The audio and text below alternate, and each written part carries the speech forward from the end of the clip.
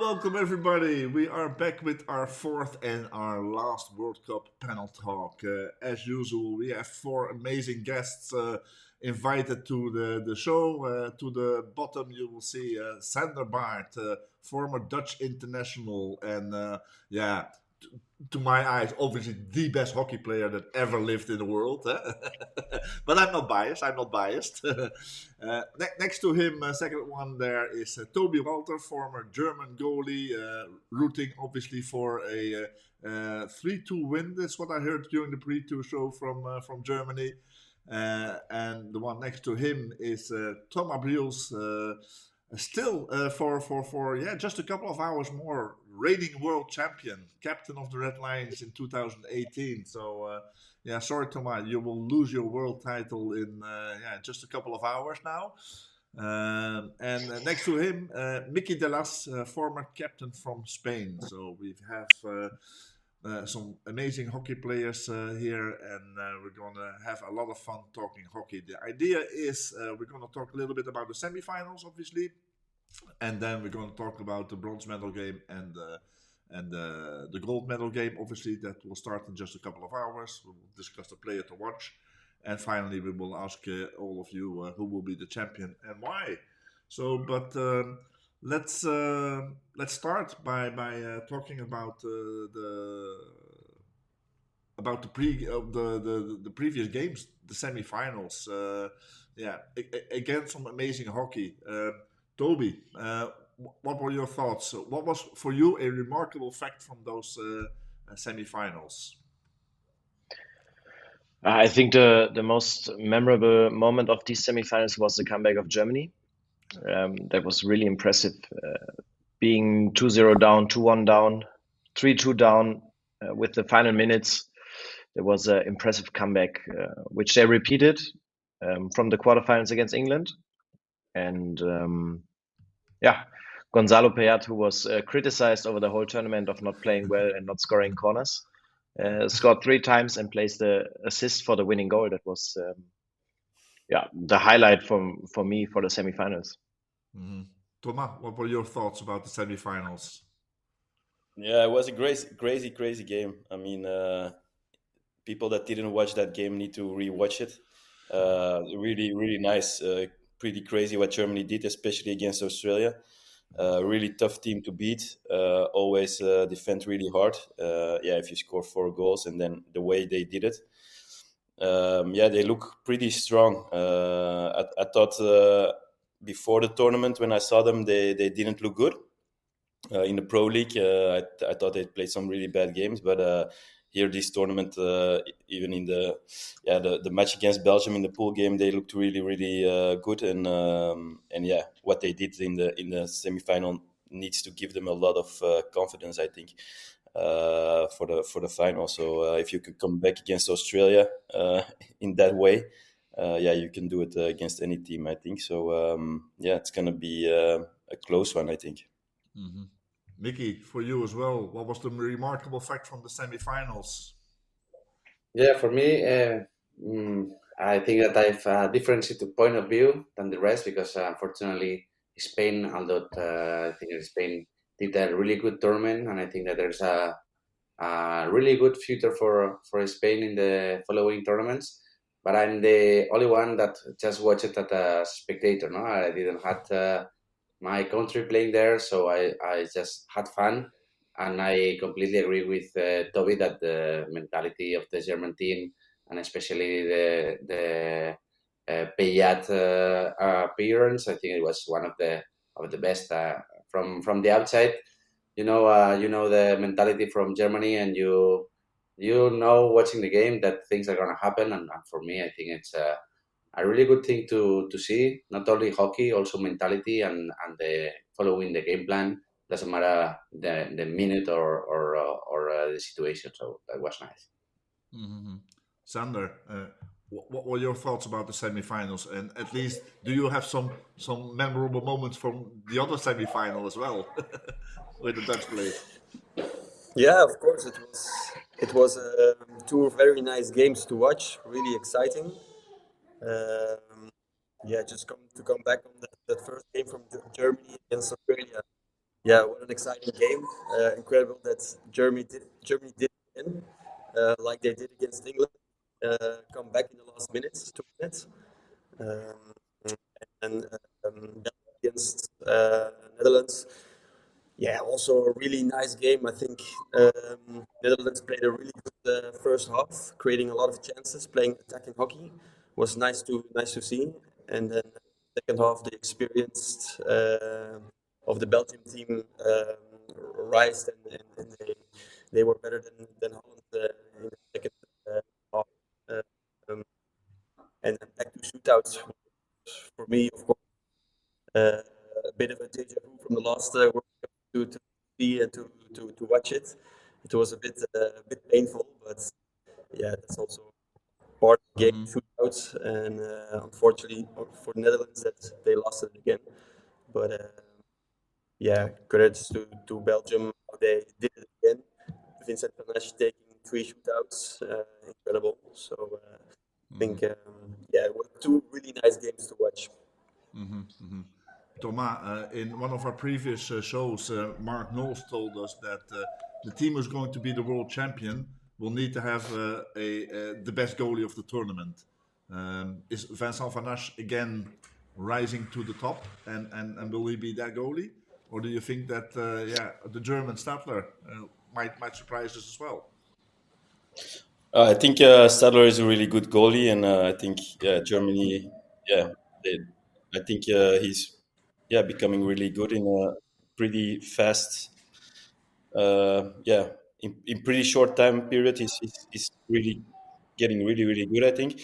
But if you see Vini at the important moments, he's mentally so strong, and he always delivers for the team, even if it's at club level or international level for in the important moments. Yeah, the guy is so confident, and it radiates as well to the team. So the team is really confident if the shootout starts because they know they've Vinny, and even if there's a shot in the D or there's almost a made goal, you always know you still have Vinny that can make an incredible save. So I think every big national title or title with Belgium that I won is because of Vinny. So I think he will do it once more, just because he's one really good, and two is mentally really strong. I never saw a guy so strong mentally, and confident. So I think he will rise again to the challenge. Toby, as a goalie, what are your thoughts on Stadler, and will he be better than Van Asch in the final? Um, Stadler is a very good goalkeeper, still very young.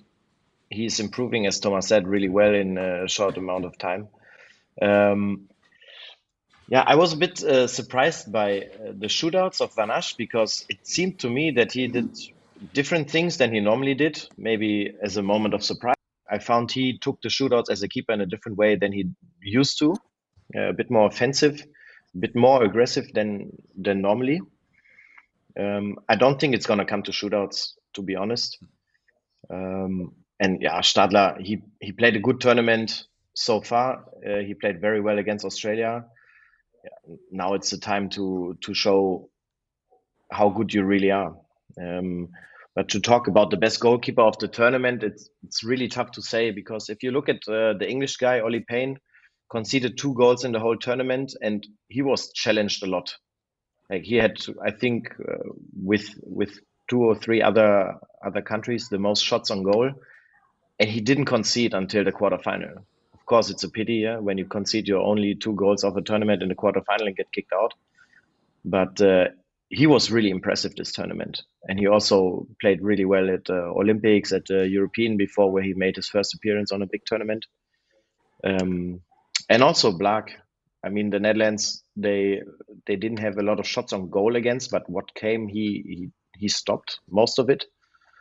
And it's really tough to say who's the best keeper on this World Cup. Miki, what needs to be done with Spain for them to make that next move? Well, Spain had one of the youngest team in the whole tournament. The old guys that we were playing there for a really long time, we finally we moved, and I think that it's really nice to see a new team mentality with, of course, Max Caldas, who is doing a really good job with a lot of new players with a fresh mentality, and it's nice to see that. Guys that they just had arrived, and only three players from the actually squad that is playing now the World Cup, they were the last big tournament, and it's impressive, no, how the youngers are doing, and of course if you compare with the experience that other teams have, it's really different, but especially the game against Australia was super nice to see, and these combinations, these new guys that are playing without pressure, without any complex, and I feel that there's a really nice future, light future for Spain.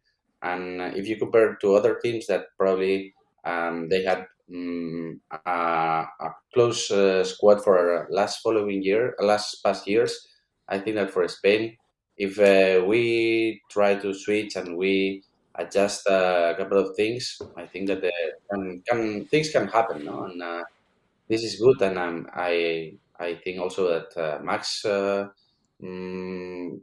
a lot of things to bring to Spain, and hopefully in the following tournaments, of course, learning and training hard.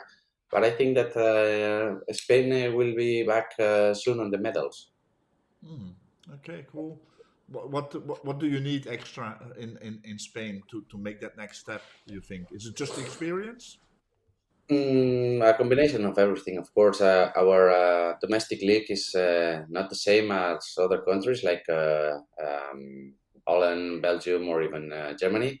But I think that with a bit more of time that players get used with more experience, I think that yeah, it's what is the extra thing that Spain needs now. So, and how does it work now with the national team? Do you train during the year as well together, or it's just like short period of times before tournaments, or it's different camps, or because that's always been the big advantage of such a small country and playing together week in week out. I think that made a big difference in the past years. I don't know how you do it with Spain. It's a big bigger. Yeah, this is the main problem with Spain, no? That we have two different sections in Catalonia and in Madrid, and sometimes it's really difficult to train together. They now what they're doing is they have two different camps in Madrid and in Barcelona, and they are training hard 2-3 times per week, especially for the preparation of this World Cup.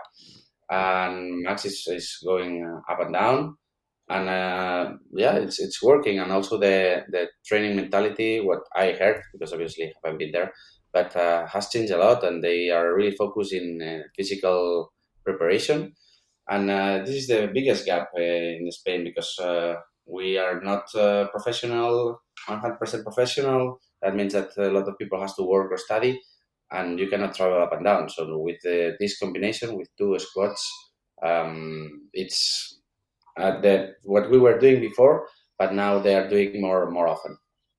Mm-hmm. Toby, also the German preparation. You also have a big country, and yeah, have the tradition of just coming together in a really short period before the big tournaments. Even has that changed, or how does that impact the performance for Germany? No, it's still like this, that throughout the year there are several camps, and they meet up each other, and it's every year, beginning of the year, normally it's a 2 week in South Africa or wherever, where it's warmer than in Europe. And then throughout the year, yeah, you have like 5-day camps, but you never train together every week. It's impossible because the ways are way too far, and there probably would be a possibility for that, but you need financial resources to travel through it. Every player has to be able to do that. As you said, as Miki said, all the guys are studying or working. That makes it a bit more difficult. And in Germany, the universities are not as flexible maybe as in other countries, where they say, okay, you're a top sporter, you can miss a certain amount of your lessons and then go to train with the national team. They're not that understandable as they are in other countries, maybe. Sander, what needs to do? What need the Netherlands to need to do to make that next step again? They are again in semi-final. We're in semi-finals. They're again playing for a medal, so that's good with a very young team. But what's the next step for them? Wow, the next step, I think they have to continue what they're busy with. I think they're playing really good hockey with a lot of new young guys. I think if they are getting a bit more experience how to play uh, uh, in the right mood during a game, um, they will reach finals again and win trophies. But it's a young squad with not a lot of experience. Um, I think the experience that they're getting, yeah, it's going to be great. The Olympics in Paris. But yeah, really exciting to see them play in a new way again against man-on-man defense playing again. It's nice to see. I like that. Something different again. And I think they just have to continue. Like Belgium, they're in luck that is also a small country and they can train a lot together. They're in the beginning of the week they're together on Monday and Wednesday, and that of course makes a huge difference with the other countries. Thomas, you play in Holland still.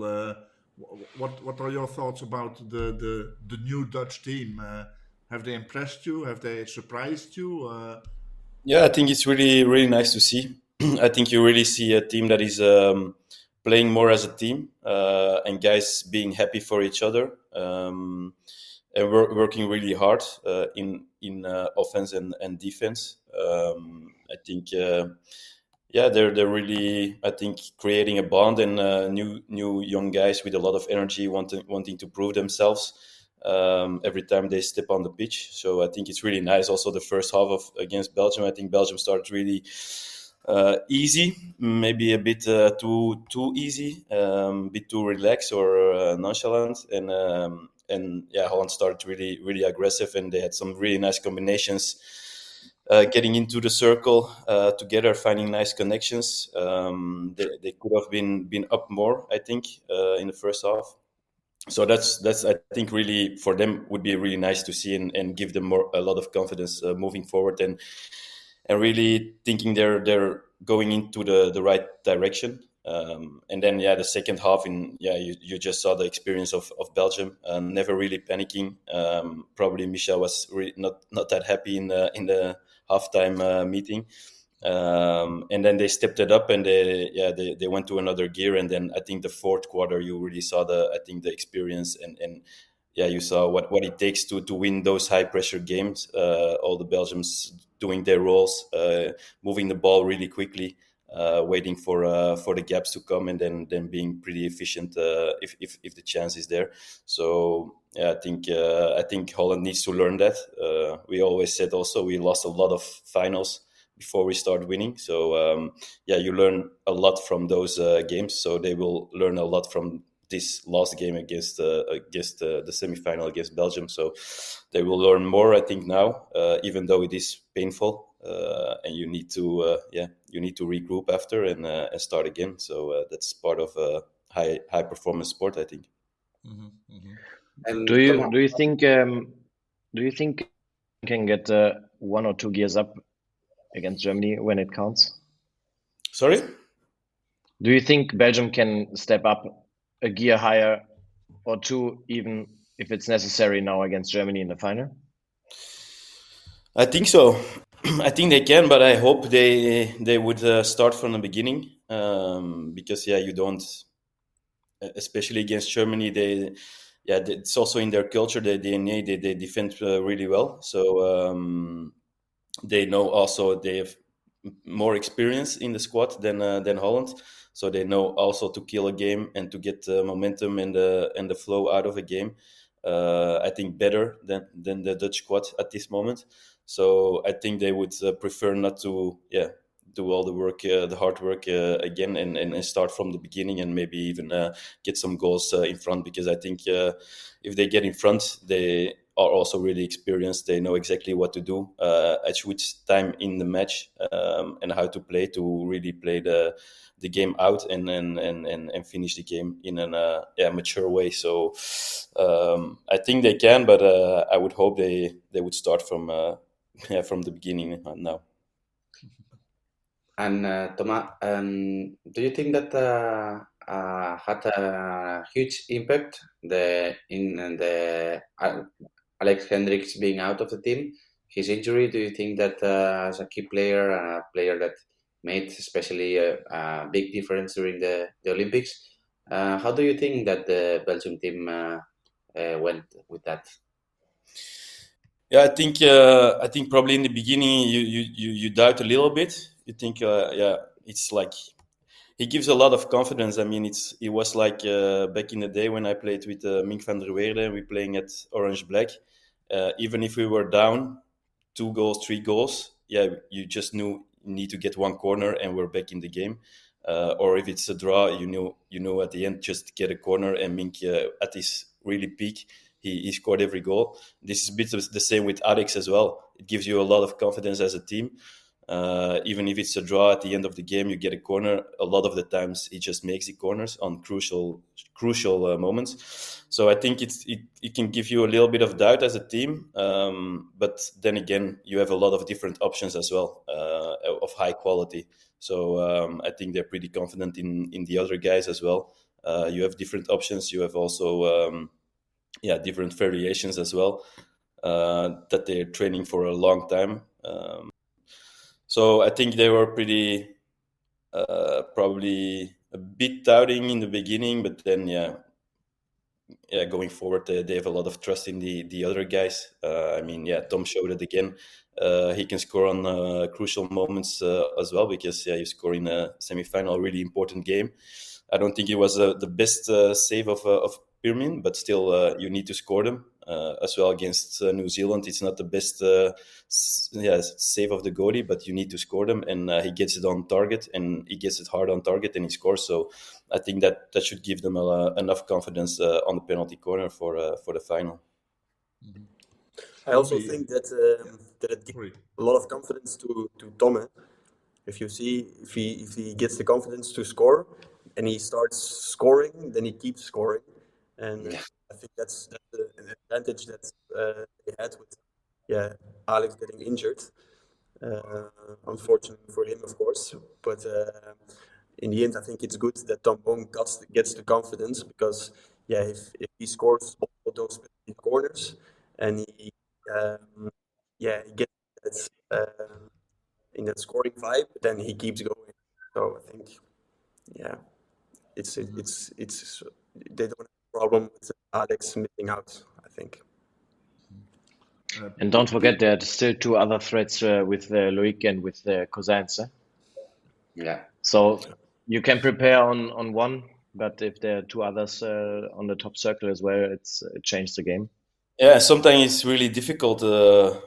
I mean, they would never seen Cousins the last years. He didn't get a lot of corners on international level, or didn't play a lot of international level, and he got a really he disguised his corner really well. So if you don't know it, you saw it in Holland as well. The first season in Holland with Amsterdam, he scored really a lot because nobody knew his corner. So it's a really difficult one to read. So that can be a surprise and a trick as well. Yeah, and Belgium, so far, if I'm not mistaken, they haven't played any variations. So that was gonna ask you, Tobi, what do you prefer, or a super class drag flicker, just to focus on him, or to have different chances that you don't really focus your first running on him? What do you prefer? As a goalkeeper, I prefer to focus on the drag flicker, but I was talking about this last week with someone. What I don't understand is why teams are not showing different variations already in group stage, because everybody knows or is preparing for the drag flick. We see it. The conversion rate of PCs has gone down because also the PC defense got better. The runners got better. They're really going full on the shot. Why are you not showing already variations in a group stage, in a crossover match, in a quarterfinal? Everybody says, yeah, we keep it for the big game. But if you get kicked out in a quarterfinal or a crossover, you're never going to show it. And you also let the team you play against, you let them start thinking, because then you don't have to worry just about the drag flickers, but you've seen maybe 3 or 4 different variations. So you start doubting. If you see the key players on their positions, then you're like, oh, okay, they played this in the last game. They played another variation in the game before. So it actually increases your chances to keep the defense doubting. I think that the English did very well there. They had some couple of variations, and even Korea surprised me with a couple of variations as well. So there are a couple of teams doing it, but yeah, if your main drag flicker is that good, it becomes difficult to do something else, obviously. Yeah, but PCD has been a major factor also. So Germany has 3 really good drag flickers with Baart, Gramusch, and Windfeder, but they also played already a 4-in-tip and scored. So everybody is aware that this can happen, but there are still 2 guys on the top circle who are a big threat.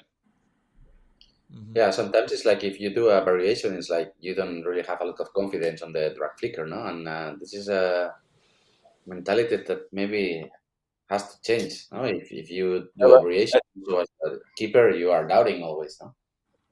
I think Exactly. it needs to be communicated then with the drag flickers. Like, okay, we do it. We have a lot of confidence, but we do it to give you a bit more space or to let the other team down.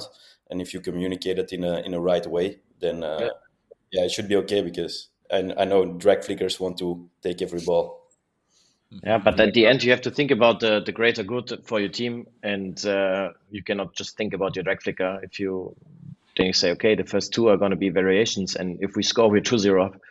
And then it's not about the confidence of the drag flicker, because when it counts and he's mentally strong enough, that he will also score his 3rd chance. That's my opinion. I think You can have your you could also save the variations until the end, of course, to surprise them if they're running what you see with 2 people to the head to block the push. Yeah, then you keep a lot of space for variations, so keep it until the end. That also could be a nice surprising factor. I think. I think a lot of teams also choose to let the pusher have a lot of balls to get the confidence and get in a good to score a lot of goals. Yeah, that's what Korea did. I think they against Argentina, just the last corner. Yeah, but therefore you also have to be lucky to get this last corner. Imagine you don't get it. So you save your variation for the big moment, but the big moment is not coming. Yeah. Well, would you then prefer to be rather 2-1 up with 2 scored variations, or do you want to wait and wait and wait, and you maybe never get a chance? Guys, let's talk a little bit about Australia. We haven't mentioned them a lot. Also, a phenomenal corner battery with Hayward and Grovers. So how do you deal with the dual corner battery on top of the circle? Because they really use both of them. And hey, Tobi, how do you prepare as a goalie for that? Yeah, that's probably from just this World Cup the hardest to prepare for, because they have 2 threats who are scoring. Both of them scored goals on PCs. I think Hayward is one of the best drag flickers at this tournament. And his advantage is he can stay on first castle, he can drag flick it from there, or he can move really late to the second castle and has a really hard drag flick. So this is probably the shittiest to prepare for. What I would do, I would always run with 2, because Australia is also not really, like, when your drag flicker is scoring, you're barely playing a variation, especially when you trust them and they have scored already quite a few goals. I would Okay, put them guys. under as much pressure as possible. Yeah, yeah. Let's start talking about yeah. What are your predictions for the final? Who is going to win the final? Which team? But also, what tactics should we watch for? And especially, what player is the player to watch in both the medal games? So maybe Sander, let's start with you. Also include the game from Holland versus Australia. Which player to watch? And who's going to win the World Cup? You think? For Holland, Australia, I will go for Holland, of course. Yeah, I think the player to watch who's really surprised me is Koen Bijen in the front of the Netherlands. I think he's really important for the team. He's really dangerous, scoring a lot, important in the press. So he surprised me a lot the World Cup. And for the final, I think Belgium has the best squad. I hope they're gonna win it. Yeah, like everybody knows, you never know with Germans, how they've been playing, coming back, being important, right moments of the game. Yeah, just hope it's gonna be a really close game to watch. Um, One player from Germany that really was good for me, the right defender. His name, Toby Hinrichs, or Theo Hinrichs. yes, yeah, I like him. He's been really attacking on the right side, really dynamic. It's nice to watch. He was a bit invisible in the semi-final. I think they didn't use him as much anymore. So I hope he's gonna have a game again. But in the end, I think Belgium has the better squad, and they will. Yeah. Miki, what are your thoughts? Who's going to win, and who will be the players to watch? Do you think? Yeah, I think that always the winners they live different moments in the tournament, and Belgium and Germany both they had. But I think from as an outsider, not having any direct connection with any team, but I think that Germany it's a bit more hungry for winning. And what I have seen in the last moments, the connection that they have, the way of they are playing until the last moment, and this mentality for me is you can really feel it, no? What they are trying to shift. Of course, that Belgium is doing as well a really good tournament. They have a lot of experienced players, and they have to how to handle the situations and the momentum of the game. But from the outside, as I said before, I think that Germany wins. It will be nice to see, yeah, but it's going to be a really close game. And I'm not going to be a really surprising guy, but I think that Wellen also is doing a really good tournament. Every time that I played against him, it's really difficult to defend because he has a lot of 3D skills. He's really quick. He's really dangerous inside the circle, and every single meter that you give to him, it's really dangerous. And of course, the penalty corner with the different variation with Payat finally on shape. So we will see.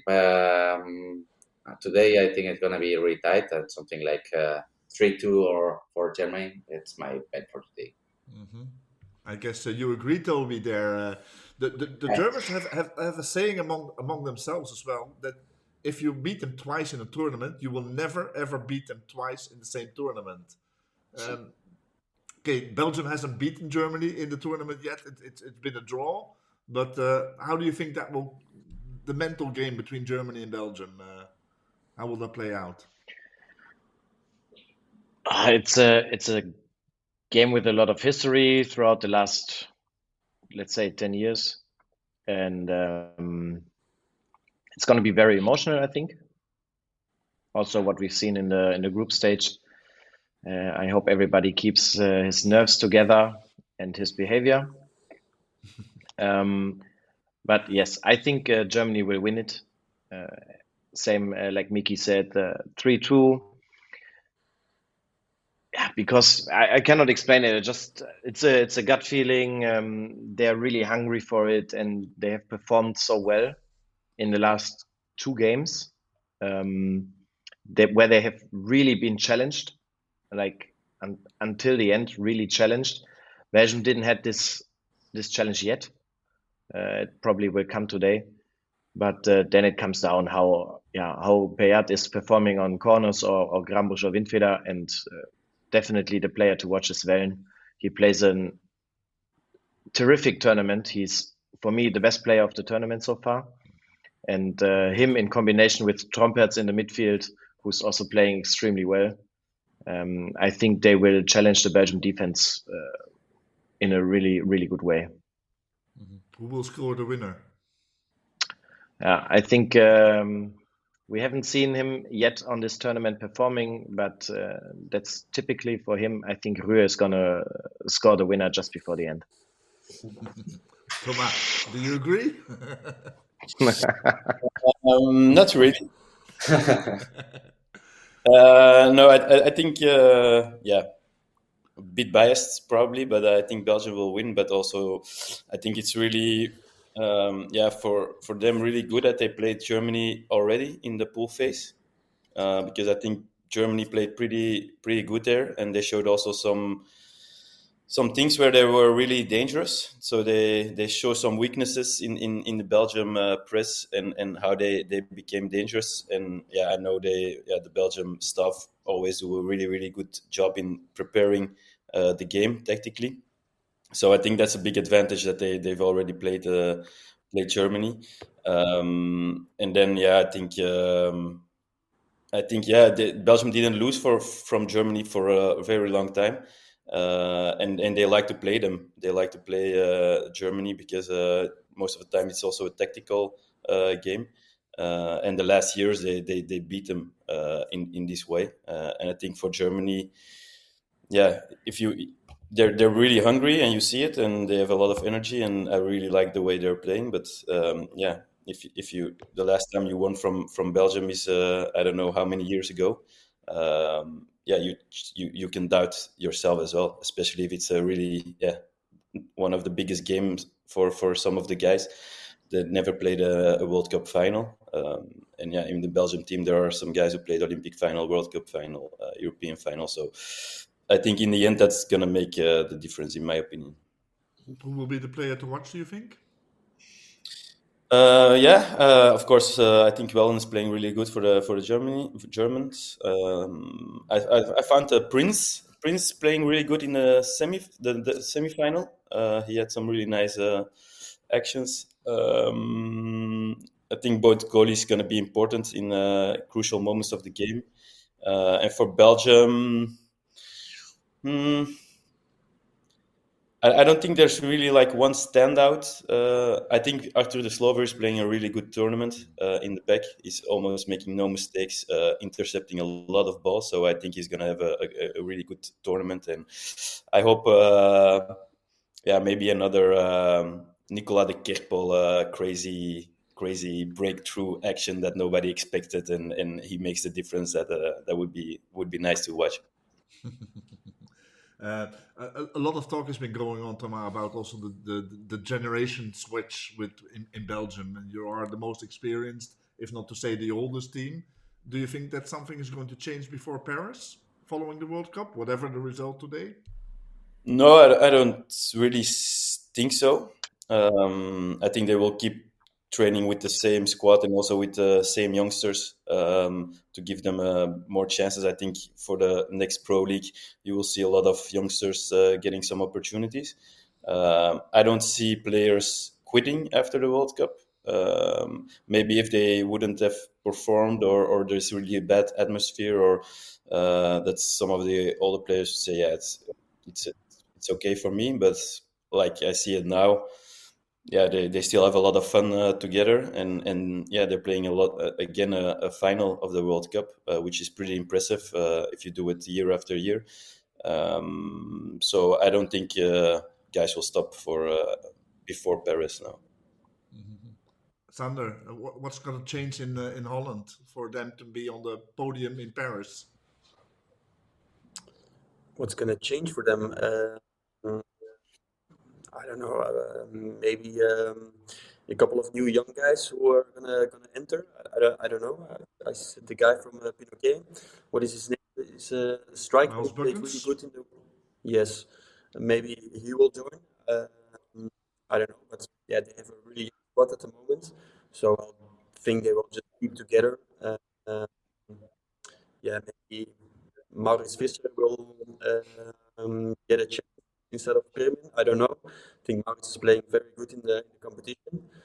So maybe there a small change. I don't know. I also like how Permin is playing international games. So yeah, nothing really big, I think. Hmm. Mickey, what do you think needs to change, or what's going to happen with Spain for them to be a true medal contender in Paris?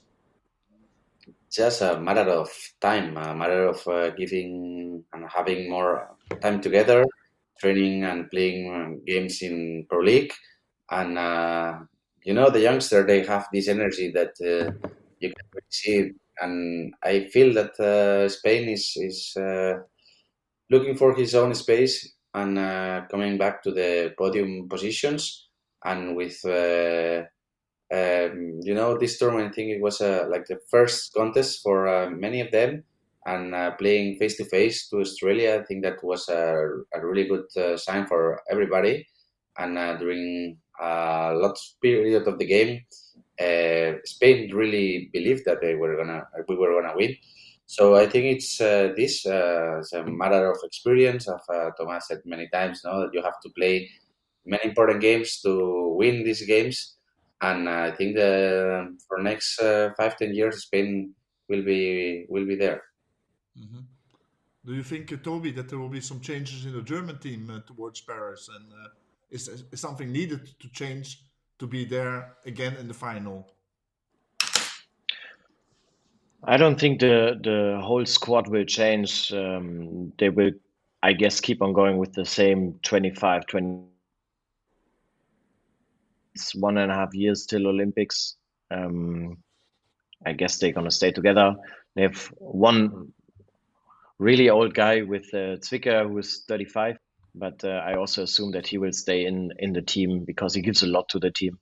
And then the rest, yeah, they are almost.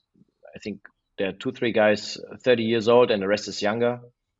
So they're gonna stick together like they are. I don't see anyone stopping 1.5 years before Olympics. They all want to take their chance, and yeah, if they keep on riding on this wave where they're on at the moment, depending on how it ends today, even if they would become second, it's a huge success. So I see them performing at Olympics again. Mhm. Thomas, a final question for you. You know both coaches from Belgium, the previous one, Shane McLeod, and the current one, Michel van Heuvel, very well. You've had them. You've had Michel van Heuvel as a club coach as well. You've had him for several years as the assistant behind Shane. With the switch in roles between those two, do you think that do you see a different style of playing because of Michel, or do you think there will be changes coming ahead towards Paris because of Michel taking over from Shane?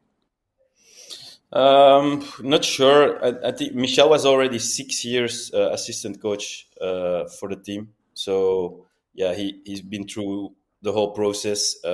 Shane and Michel talk a lot together. I think the players are really happy that Shane is also part of the squad and also in the team, because he brings another component, a really maybe a bit softer, easy approachable. I think Mish can be sometimes a little bit harder in his communication, but still I think he's one of the best coaches I ever had. He's a professional. He analyzes the game. He's really autistic sometimes in the way he's busy with the game, and he's really professional. He's a winner. So I think he will have another approach, but I don't think a lot of things will change in the way they're playing. They try to play to the strengths of the individuals and build a team play around that. And yeah, they're not gonna do crazy new things. I don't think so now. Mm-hmm. Okay, we give the final question, Sander. We give the final question, but we're going to ask them to each one everyone. The final question comes from Jeroen, your brother, who was our guest on the previous panel talk as well. Very quickly, biggest surprise of the tournament and biggest disappointment of the tournament. Oh, I think England was playing very, very good hockey. I never saw them playing so well, actually. Some very surprising good players. And also the way of defending, I liked it very. Yeah, it's a pity that they didn't reach the tournament further on. Biggest disappointments, difficult. Maybe Argentina, but Okay. yeah. Same question for you, Tobi. Biggest surprise, Korea, making it into the quarterfinals. Great performance. Biggest disappointment for me was France. Okay. They didn't live up to their expectations, I think. Thomas.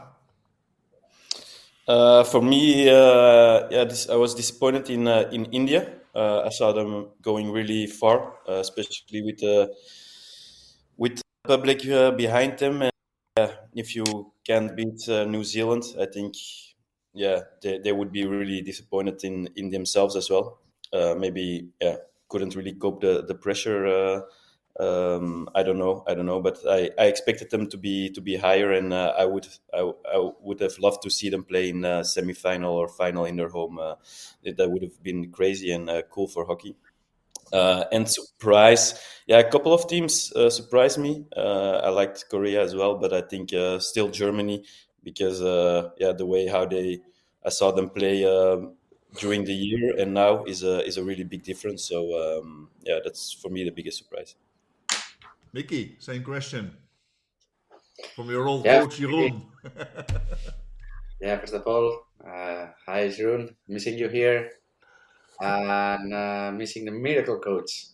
Where I think that for me was the biggest surprise, and of course I have to look to ourselves, and was to see the youngster of Spain playing at really good level for first time in a really big tournament. And for me, disappointment also, I would like to say India on one side, but France, I agree that also we all expect a bit more, and especially in the road that they have to France, to Paris 2024. So I think that these two teams, they have to do a step over. And but it's always difficult to say this from the outside. This is hockey actually nowadays. No, there are really small details that make the difference, and now I'm enjoying to sing from the other side, and it's easy sometimes to speak, but when you're inside, it's sometimes you see it from another side. But it has been a pleasure to watch this World Cup. Fully agree there. So guys, I'm gonna end it here because we're just a couple of minutes away from the start, from the whistle in the first medal game, Holland versus Australia for the bronze medal. And next up, obviously the final we're waiting for all the time. So let me just shout out a quick hi to my grandson Noah over there. And thanks guys for all of the time and sharing the knowledge and sharing the insights here. And let's enjoy these medal games. Bye guys. Bye bye. Okay, thank you. Bye. Bye.